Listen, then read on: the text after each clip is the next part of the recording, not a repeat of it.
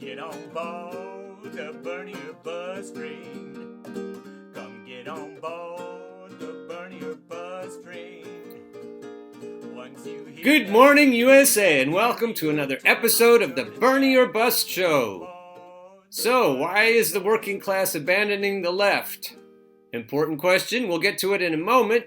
First, let's look at Lauren Martinchek's article on why Democrats won't investigate Trump's financial crimes. The unspoken reason. I think she's onto something. Since before he even began his run for the presidency, there's no denying that President Donald Trump has given us plenty of reasons to believe that he's hiding something when it comes to his finances.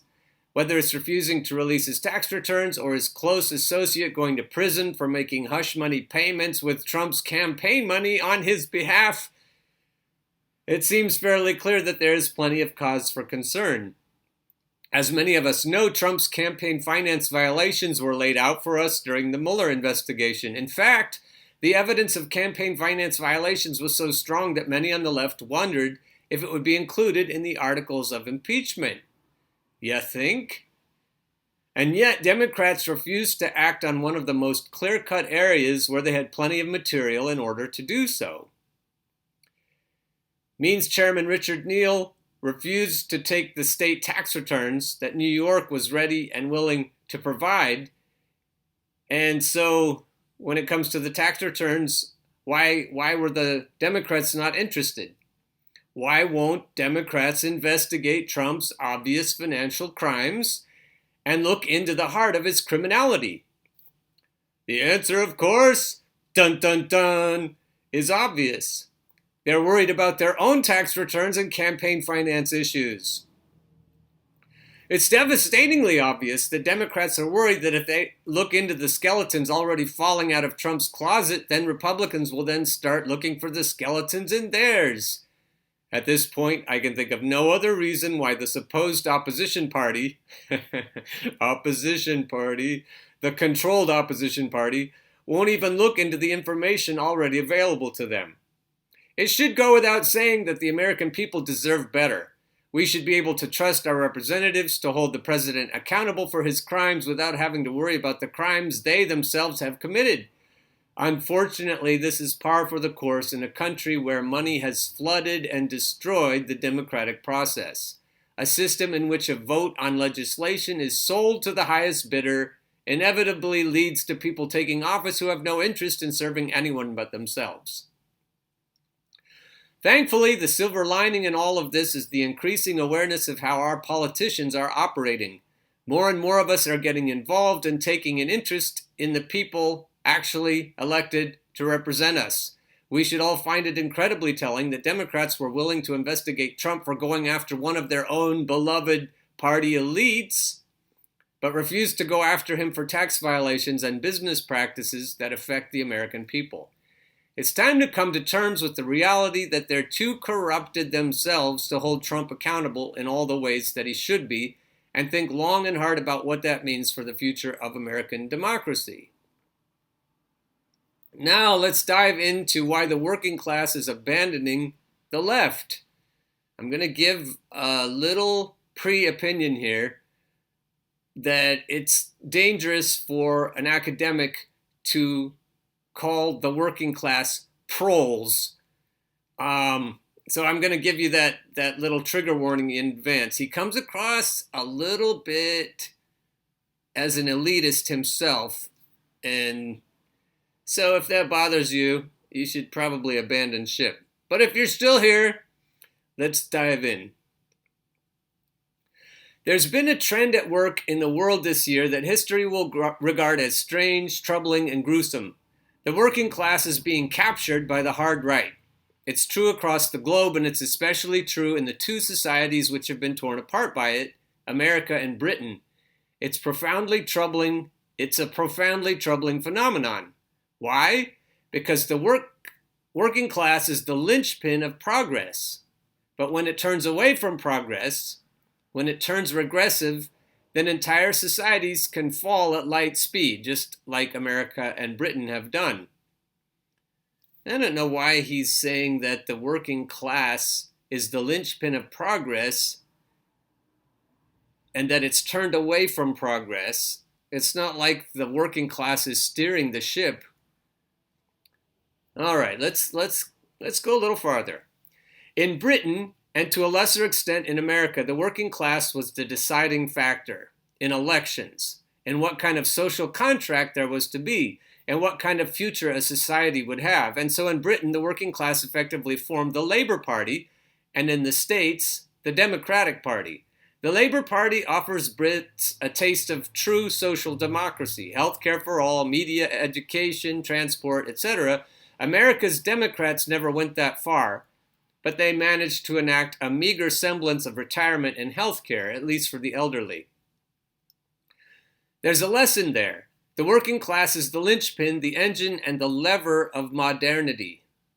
I'd say it's the engine. It could be the lever if organized better. Without the working class on the side of the left, no coalition can be forged that delivers better lives for a whole society. That's true, and Bernie Sanders is the one who is telling us that right now. Only regress can happen. That's what's happening all over the world right now. That is how Europe became the world's first truly modern continent, by ensuring its working classes stayed firmly on the side of social democracy, if not communism, which meant Europe could develop public health care, retirement, childcare, education, childcare, and so on, all the stuff we think of as the defining essence of a modern society. But now all that is undone. The working class is slowly but surely shifting right, hard right. The question is whether that trend, so evident in America and Britain, will continue globally. The new weird paradox of the American and British working class hard right, they're Trumpists and Brexiters. Maybe that's not you individually, but it's surely true as a social group. The working class in these countries doesn't support the politics and economics of progress anymore. They support regress. Hardcore, light-speed regress. Enough of them, at least, to make the difference politically and socially. What happened? How did the working class end up captured by the hardest of the hard right? Got a little problem with this. It's saying that the working class doesn't support progress, as opposed to the working class has been hijacked to support people who don't support progress. It's almost as if you're giving the indoctrination machine too much credit by saying that people really can't think for themselves. I think people feel trapped more than they feel as though they're in complete agreement with the leaders and with the servants, the public servants. Let me pause to explain how I mean captured. Not in some naive quantitative Nate Silver sense that 100% of the working class votes for the hard right, always predictably. Equations! Of course it doesn't. I mean that as a bloc, as a group, the left can no longer count on the support of the working class. Okay, that's fair. It's gone from a sure thing, fish in the barrel, to a profoundly uncertain affair, verging on being more and more certain for the hard right. The rise of a Bernie Sanders is vivid evidence of that. He's an outsider, even among the Dems, pointing to how bad the breakdown really is. And that breakdown is what really counts. The working class's relationship with elites is broken, perhaps beyond repair. For the left, the working class's relationship with its leaders, ideologies, thinking, and causes has broken down catastrophically. How? Why? All right, he's almost saying that the rise of Bernie Sanders is like the rise of Donald Trump. It's a symptom of the times we live in, that in reasonable times, we wouldn't need someone like Bernie. And I beg to differ. I think that in reasonable times and in unreasonable times, someone like Bernie is a powerful force for good. And the reason I'm sniffing here, I'm sniffing this condescension. And in the comment section of this article, you see it too. The people are going, you know what, Umair, you sound a little bit condescending. It's almost like you're saying that we wouldn't need Bernie if we were more reasonable. And we certainly wouldn't need Trump if we were more reasonable. Well, I will go there with you. The working class, I think, in a word, feels abandoned and betrayed by the left, and they are betraying and abandoning it right back. Yes. We're told that feelings don't matter, but that is the flip side of people are rational. See much rationality around these days? Social transformations are about feelings. Feelings like anger, despair, rage, disappointment. That is what today's working classes feel. They feel they have been left behind, left out of any chance at living a decent life better than their parents or grandparents, and it is elites who failed them, particularly elites on the left. Now, elites on the left don't seem to understand why working classes reserve a special fury for them. They point to elites on the right and say it's their fault. It is, in a way, but that is missing the message entirely. It's elites on the left who are supposed to stand up for working classes, who are supposed to deliver, not just promise, oppose, not appease, fight, not compromise. And they didn't. Hence, proles, here's that word, proles, feel especially disappointed by them, especially angry at them, especially disillusioned by them. The reason it's a little bit condescending is because Umair obviously doesn't think of himself as a prole. Whereas I grew up firmly and solidly in the proletariat class. Now, this point that he's making here, it goes along with data by Thomas Piketty, who in his study Brahmin Left versus Merchant Right 2018 study shows us that the left used to represent working people. And there's been a shift in the last 70 years, and now working people do not align themselves with the left. So Umair's article is instructive if we're trying to figure out why this shift has happened. And I think it is instructive. For a long time, our politics worked like this. Elites pretended to care about the proletariat, and the proles pretended to politely believe in the promises of their elites. Elites paid lip service to the idea of an American dream, or equality and justice and freedom and so forth, the fundamentals of democracy, but they weren't really interested in those things very much. What they were interested in was getting rich. Hence, a revolving door that developed between Wall Street and K Street, or between Congress and Silicon Valley. The idea amongst elites was, explicitly, that if you do your time in public service, you'll go on to become a tycoon. Hence, today, Nick Clegg, the former head of Britain's Liberal Democrats, is a VP at Facebook. Don't stifle that giggle, let it out. A former head of a major political party, a vice president at Facebook. LOL. But that's true wherever you look. Tim Geithner, we've talked about Tim before, the Treasury Secretary that oversaw the bailouts, went on to a mega lucrative Wall Street career.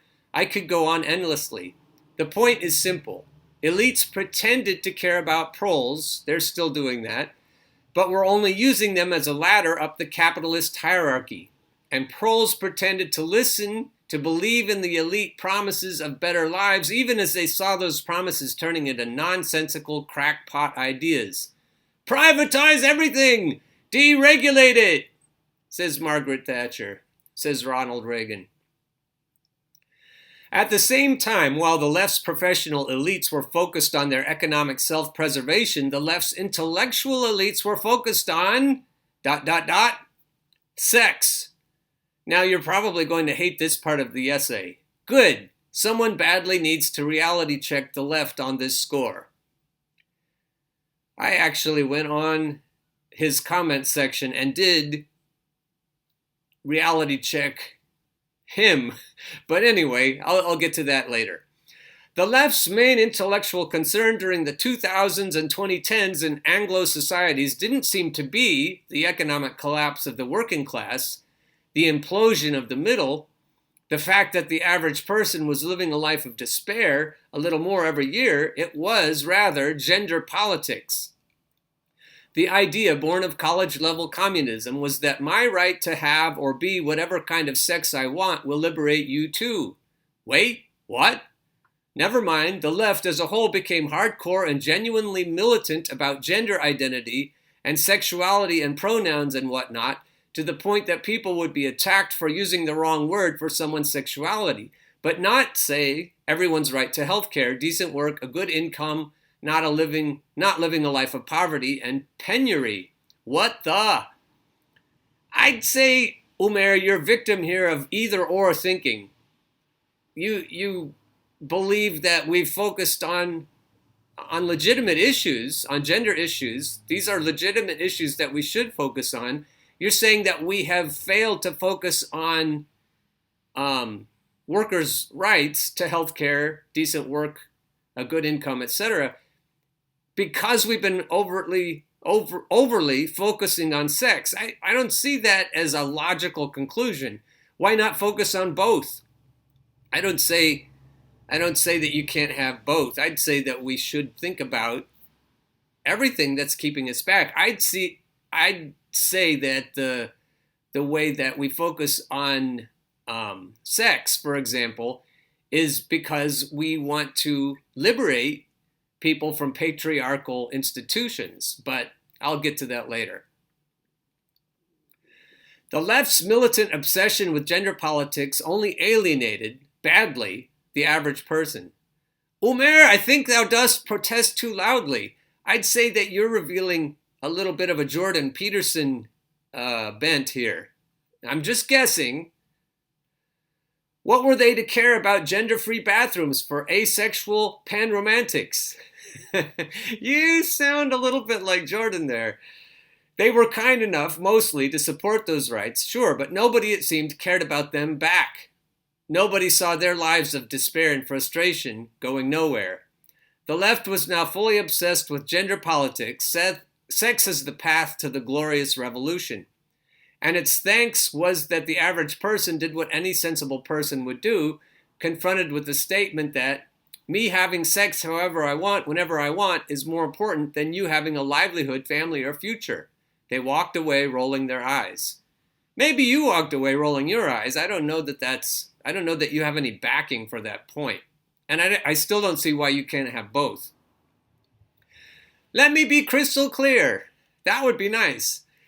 It's not bad to care about gender politics. It's a good thing. But it can't be the only thing, or even the most important thing, especially during a time of widespread economic stagnation and growing despair.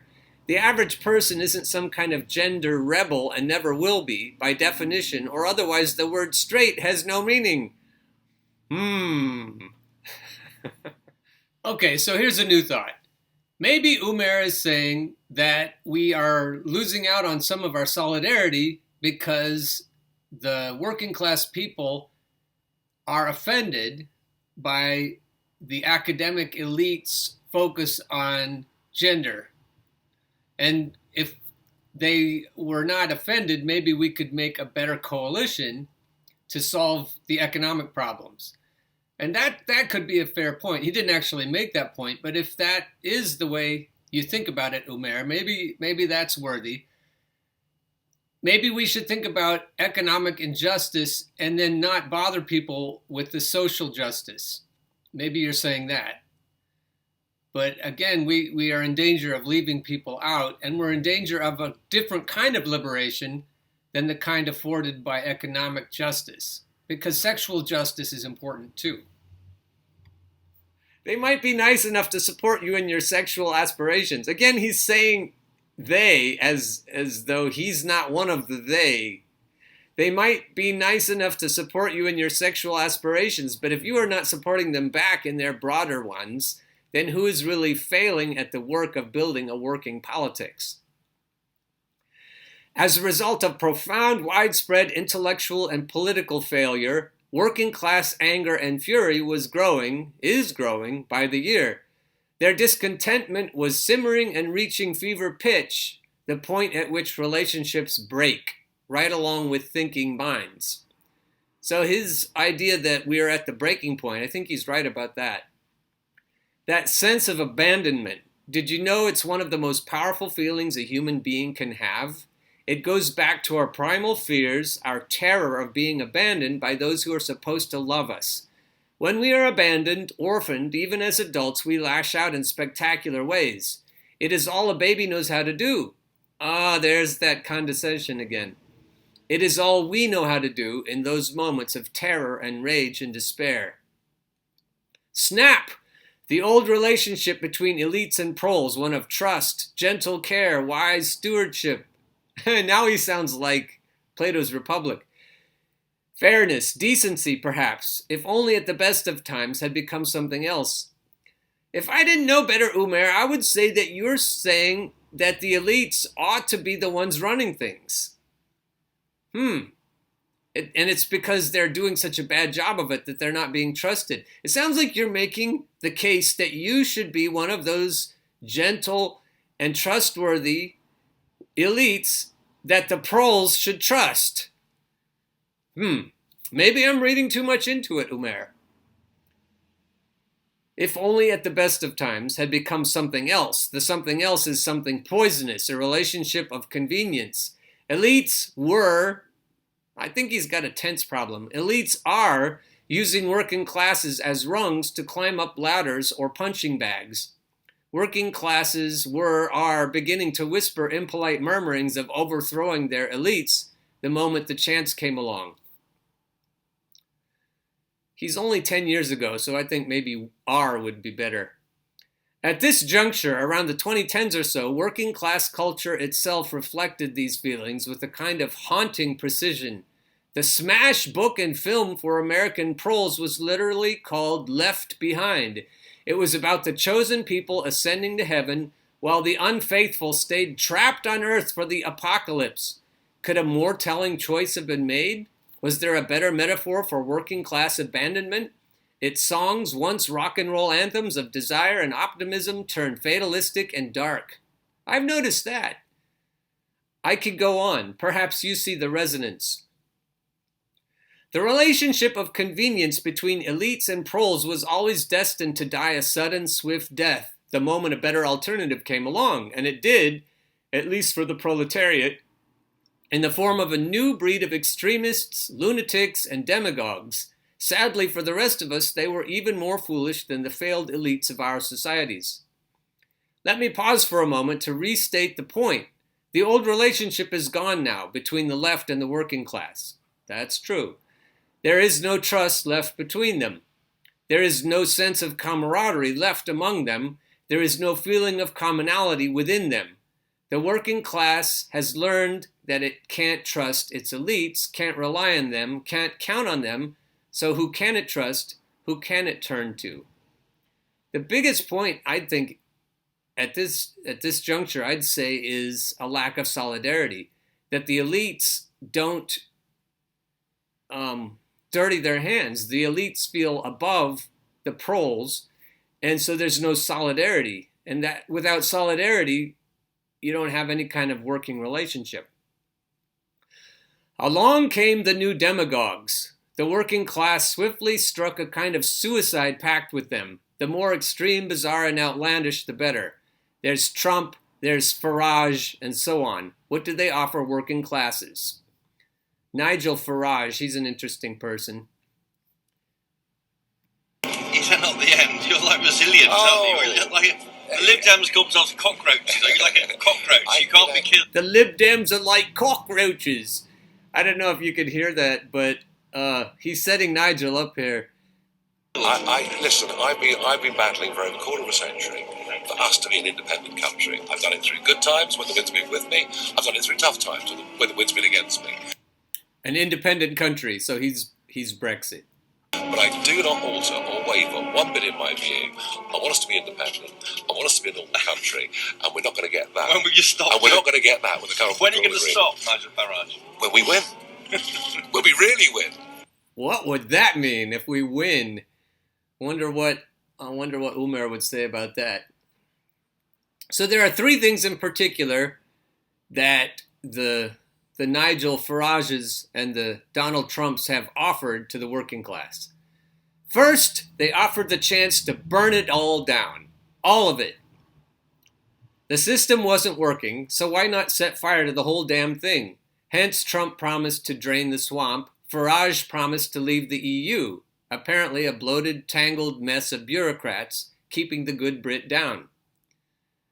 Well, I don't know. He's not exactly wrong about that. See the point? Elites offered incremental change, if that. That's true. A minor Ezra Klein-style tax hike, a careful, cautious 0.01% level of social change, but the new demagogues offered a revolution. Ah, revolution! That's where he seems to be a little bit condescending when it comes to Bernie Sanders. But not a progressive one, a regressive one. Maybe the only way to begin again is to burn it all down. Sometimes, sure, you're the only one left with, but you're only left with ashes. But what do you have to look forward to anyways? Well, maybe progress. You can't get to progress until you remove the people who are currently in power. I'd say that you're identifying with them right now so that you don't want them to be removed from power. Maybe again I'm reading too much into it, Umair. Second, the new demagogues offered working classes someone to hate and entranced them this way. This point, which is so crucial, is again missed by the left. Working classes were made to feel worthless for a very long time.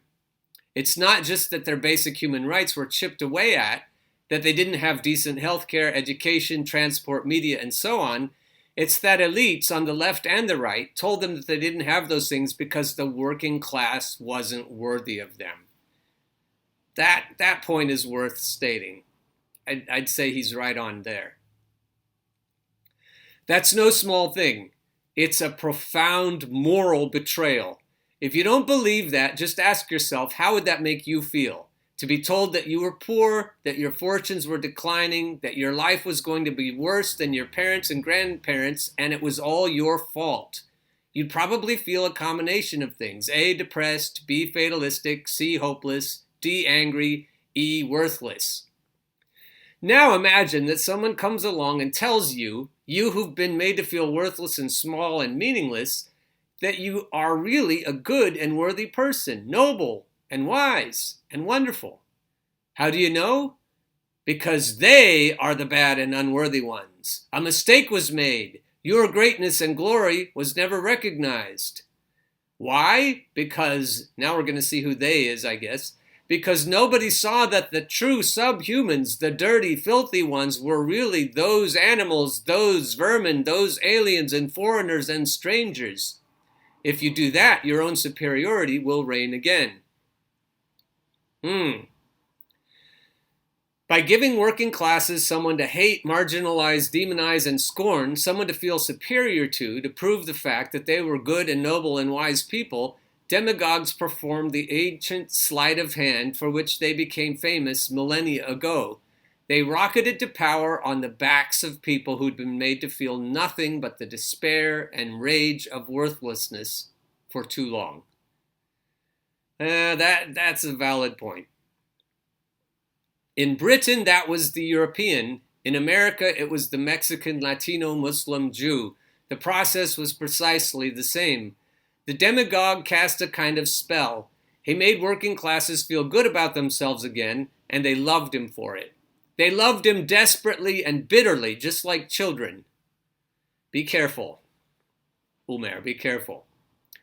They were left unable to use their thinking minds, hence that old line of, you can't debate with a Trumpist or Brexiter, which is perfectly true. You're dancing along this line of disaster here, Umair.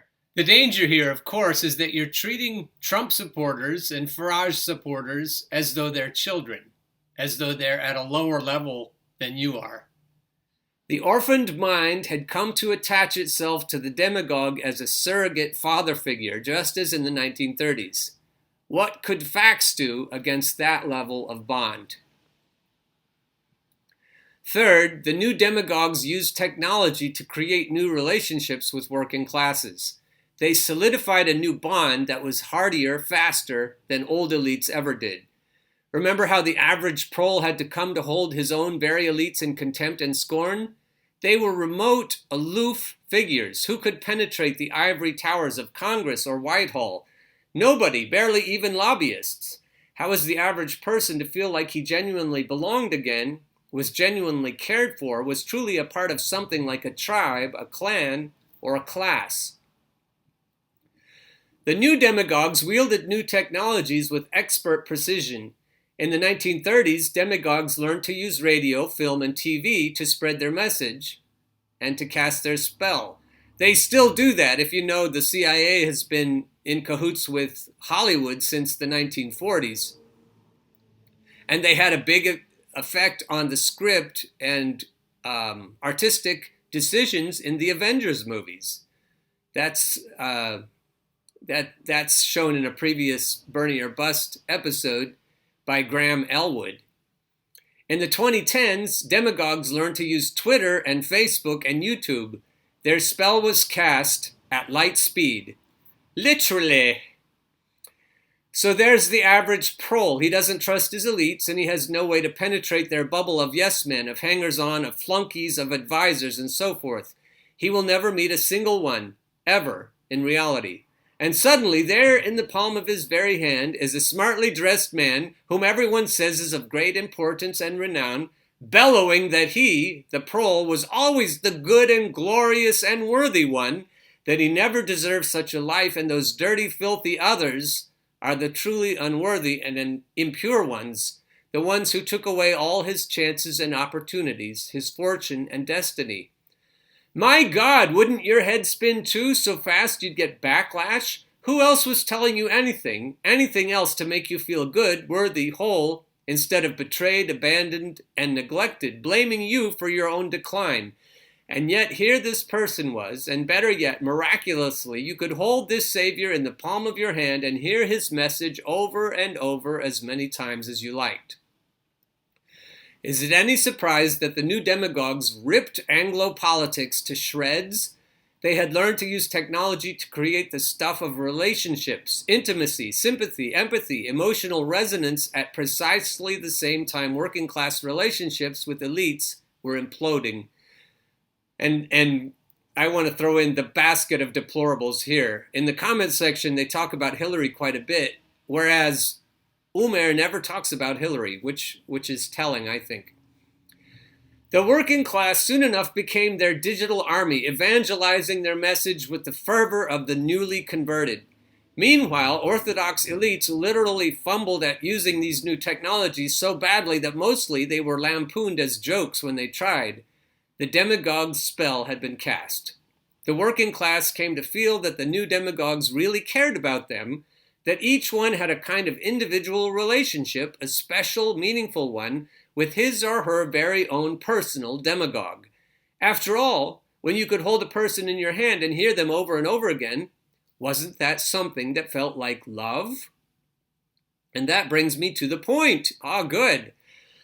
The working class is leaving the left in droves because it feels unwanted, uncherished, unappreciated, above all, unloved. Like an orphan child left to fend for itself as best it can. What is it to be loved? I think it's pretty simple. To be seen, known, and held. The left does none of those things anymore, really. It doesn't see working class pain. It doesn't know the working class mind, and it doesn't hold the working class's broken, bent body anymore. That's fair. That's what's going on. What does it do? Mostly it still blames the working class for its own abandonment. But that's a pretty good definition of abuse, too, when a parent says to a child, "You made me leave you." That's powerful shit right there. That's really abusive. This rift between the working class and the left is here to stay. Wow. Perhaps you want to know how to fix it. I don't think it can be repaired, at least not quickly and easily. It will take time, it will take attention. Most of all, it will take a new spirit, a new attitude, a new way. Trying to rebuild a broken relationship is the hardest work of all in this life. It involves the grief of letting go and the newfound trust to be able to love again. It won't happen with pundits and sound bites and policy. It will take something deeper, something that feels a lot more like care, concern, truth, love, passion, mourning, sorrow, and joy. Or perhaps, Umair, we could just throw out the elites on the left and on the right and not need them anymore. Is that what you're afraid of? I don't see Bernie as an elite. That's why I'm saying that. I'm saying people like Bernie who are not elites could lead us because Bernie is brilliant, just like you are, Umair. He's at least as brilliant as you are, and he's not an elite. All right, if all that makes you roll your eyes in cynicism, bitterness, twist your lips in a grimace, congratulations. Like I said, the relationship between people and elites is broken. I'd say that grimacing is happening a lot right now with our current elites. But do you know what's really broken when a relationship is? Our hearts are. Okay, Umair, let's see what some of the people said in response. Here's Pierce Wetter. Pierce isn't the only one who said something like this. Maybe they just don't like being referred to as proles, you elitist snob. People who refer to other people as proles always come to a bad end. Your article is about 90% right, but it's the 10% hate on top that makes me grit my teeth. The working class isn't abandoning the left, they're just waking up to the fact that they've been lied to for years. The left's intolerance of dissent in their ranks has led to this. It's not that the demagogues are that attractive, it's that the left is that abhorrent. Yeah, pretty good. Now we've got positive and negative things and lots of comments, so that's good. We've got a conversation going. Here's one. Now, elites on the left don't understand why working classes reserve a special fury for them. Of course they do. Elites have been in on the con, whether they are on the left, right, or even the progressive side. Yes, this was true even during the New Deal era when FDR saved capitalism from itself. The elites are the capitalists, and their only game is to exploit resources, human and natural, for profit at minimal cost, no matter the damage that exploitation may cause. That so-called liberal elites do that with a softer touch makes it no less evil than harsher forms of exploitation. In fact, one could argue that it is the worse evil because it insidiously hides its greed behind progressive tropes and populist ideology. This is good. Okay, now I'm going to get to mine at the end. At the very, very, very end. Where am I? There's red one. There. No, there. Okay. When you arrived at the conclusion that academics have been overwrought regarding sexual freedom, identity, and so forth, I both agreed and disagreed. While true that proles may hold more traditional views regarding patriarchal sexual mores and thus be alienated by more modern thinking, it also is true that sexual freedom is a linchpin when it comes to controlling the masses. Our patriarchal institutions, religion, marriage, monogamy, etc., rely on their ability to slut shame, queer shame, and so forth to keep indentured servitude working for the plutocrats. While your assertion that the concerns of the working class regarding economic justice should receive priority is correct, efforts to achieve sexual liberation should not be abandoned. And to be fair, you didn't say that they should be abandoned, but you say they should be soft-pedaled maybe. It feels, again, like you're protesting too much. Keep working on it, Umair. You'll get it right someday. Okay, on that happy note, I hope Umair reads this. I hope that I'm going to also, underneath this comment, I'm going to post a link to the video that we're making together now, and maybe he'll read that. Maybe you'll post it to him. Who knows? In the meantime, keep on burning.